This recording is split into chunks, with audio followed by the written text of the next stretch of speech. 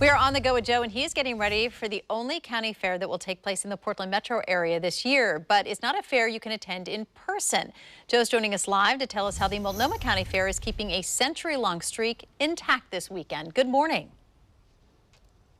Yes, Kim, here's a philosophical question. What if you threw a county fair and nobody came? Well, that's what's happening this year.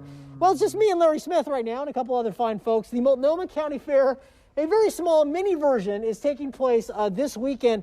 Now, as Kim was saying, it's not something that's necessarily open to the public because of guidelines relating to COVID. So what they're doing, though, Larry, what you're still doing is you're going to be judging all these different items from different categories. We'll talk about that in a second. But let's talk about the history here, because you guys have a streak intact that goes back to 1907. Right, 1907. The fair started, you were saying, as a harvest festival. We're looking at all these little, like, fall, this fall bounty here. Right. That's how it began in 1907.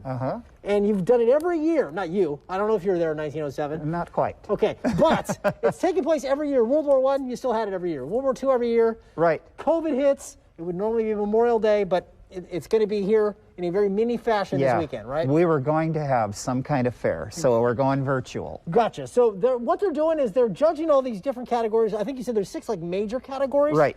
You judge them this weekend, and there'll be video and stuff that people can watch on your website, posted a little bit later. Now, one thing I want to talk about, because you have all these different categories. There's artwork, there's crocheting, there's all sorts of things that people, because the jams, I mean, that's something you always see.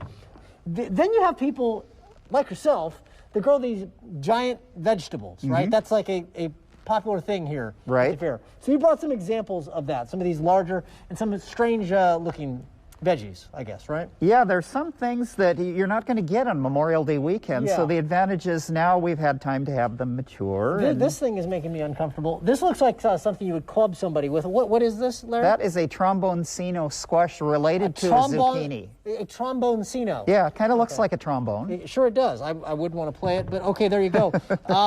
What is that, Larry, right there? That's a spaghetti squash that's gone double. I call her Bootylicious. I don't know if you can say that on morning TV. Yeah, right. There might be children watching. Yeah, all right. And all of a sudden I feel very uncomfortable holding this spaghetti squash. All right, now, Kim, I want to ask you something. Yep. Larry brought this in. Can you tell me, because I have no idea what this is. I would say you know what this is right here? It's from the beet family if it's not an actual beet.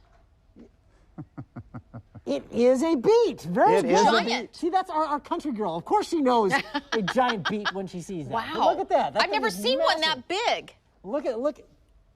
You can't beat that beet, can you? Look at that. All right. So the Multnomah County Fair, once again, they're going to be judging all this. You'll be able to check out the results on their website, which is what?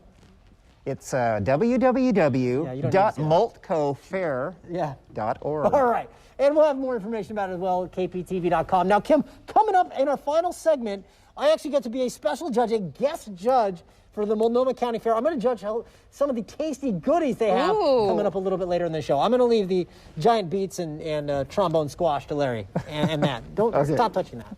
More to come from the Multnomah County Fair here at Oaks Park in just a bit. Back to you in the studio. Lucky you.